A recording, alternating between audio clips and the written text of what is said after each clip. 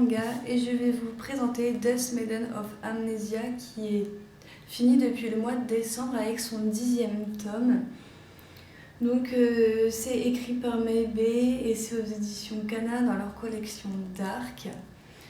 Donc je vais vous parler déjà du résumé, donc je vais faire un résumé assez rapide, je suis pas là pour vous spoiler, mais il se peut que je spoil un petit peu quand même dans mes explications.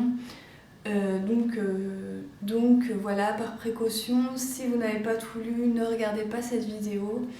Donc voilà, donc dans ce premier tome, c'est bien évidemment le commencement où on voit comment Taichi il va rencontrer Yuko. Donc Yuko c'est le fantôme de l'école, donc elle est morte et Taichi est le seul à la voir. Donc de là, ils vont faire un club des phénomènes étranges qui se passent dans l'école, dont Yuko va être la présidente. Et voilà, c'est à peu près tout ce qui se passe dans ce premier tome. Donc voilà, ils savent juste qu'il y a 7 mystères à découvrir. Donc je vous montre les pages couleurs en même temps.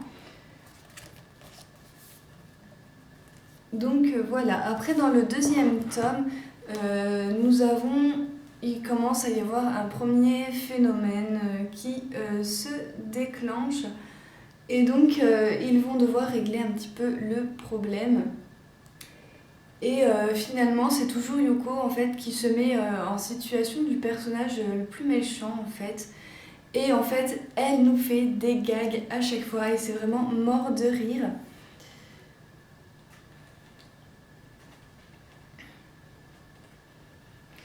Donc je vous montre des illustrations qui sont franchement merveilleuses. Donc voilà, ils vont essayer de résoudre ce mystère.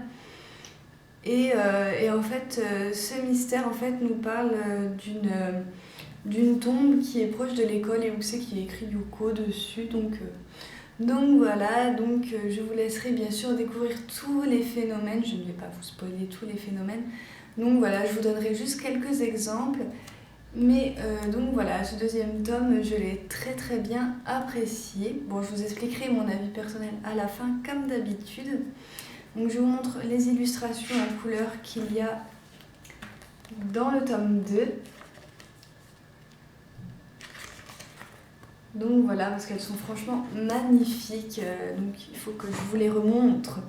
Donc voilà. Ensuite, dans le tome 3, nous avons un nouveau personnage donc, qui s'appelle Kirie et qui descend de la famille de Yuko, car sa grand-mère, c'est la sœur de Yuko. Donc voilà. Et donc là, nous avons encore le deuxième phénomène, donc c'est le cerisier de 6 ans qui consacre à faire mourir 2 amis ensemble dans un cerisier. Donc voilà, et donc comme d'habitude, le club d'enquête va devoir trouver le pourquoi du comment. Et donc à chaque fois c'est Yuko qui va se mettre en situation de faire un petit peu la méchante pour réussir un petit peu ce que justement le phénomène soit découvert et qu'il n'y en ait plus en fait. Donc voilà, et c'est tout ce qui se passe dans ce 3e tome. De toute façon j'ai dit que je spoilerai pas, donc j'y vais doucement. Je ne vous dis pas tout, donc voilà pour vous montrer les dessins. Donc voilà, c'est vraiment des fois très très space, mais justement c'est ça qui fait son charme à la série.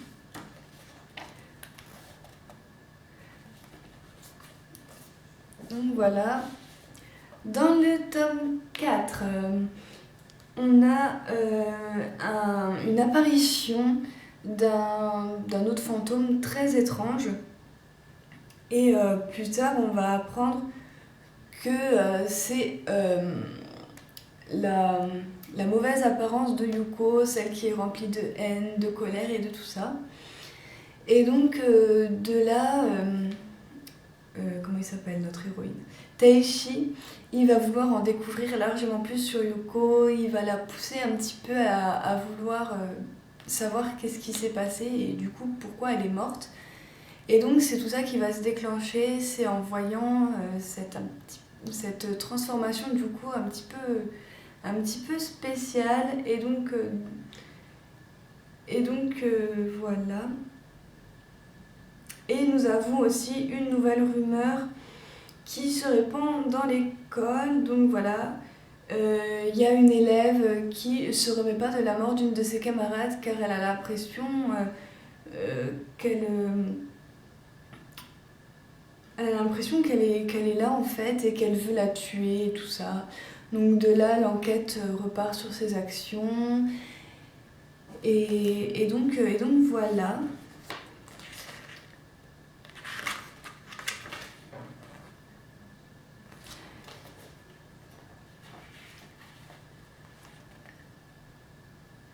Et donc voilà, c'est tout ce qui se passe dans ce tome. J'essaie de me remémorer moi aussi parce que ça fait un petit peu longtemps que j'ai lu tous les tomes. Donc j'ai pris des notes, j'ai pris quelques notes un petit peu pour me rappeler. Mais donc je vais vous montrer un peu la forme de quoi que je parle. Donc voilà, c'est cette forme-là qui lui fait un petit peu peur et je pense que c'est le seul côté horreur en fait qu'il y a dans cette série. Après, à partir du tome 5, donc c'est le tome un des tomes les plus joyeux de l'histoire puisque c'est le jour de la fête de l'école et donc le club d'enquête décide de faire un château hanté et bien sûr Yuko va être le fantôme. Donc ça marche bien puisque comme c'est une fantôme et qu'elle porte... donc du coup on la voit pas. Donc du coup voilà. Du moins c'est le fantôme qui fait très très peur. Mais donc c'est sympa. Et surtout, voilà quoi. C'est vraiment trop trop mignon. Voilà. Quand je vous dis que ça fait peur. Donc voilà, elle faisait peur comme ça.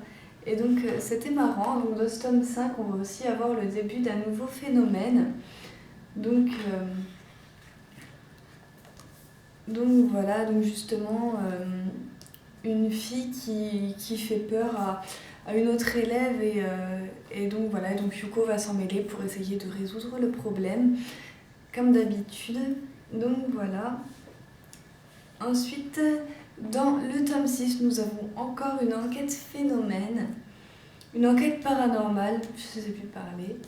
Donc c'est La Voix des 6 heures, donc en fait c'est une histoire, une rumeur d'une histoire en fait qui circule et quand vous l'entendez en fait vous êtes obligé de la redire à quelqu'un sous la peine de mourir.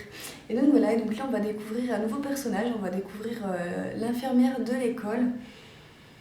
Et donc voilà, et donc notre équipe d'enquête va essayer de retrouver cette personne qui sait qu'a lancé cette rumeur et pourquoi et comment. Donc voilà, donc je vous en dirai pas plus, mais voilà, donc je vous montre les images comme d'habitude avec un dessin du tome parce que j'ai vraiment aimé du début jusqu'à la fin cette série, donc j'ai envie de tout vous montrer.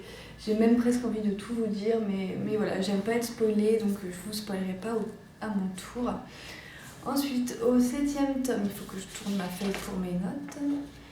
Donc, nous avons Niha, donc Taishi, qui veut toujours en savoir un peu plus sur Yuko, mais Yuko est indécise, elle ne sait pas trop si elle veut savoir et tout ça. Et de son côté, comment elle s'appelle, Kirie, et va demander un peu,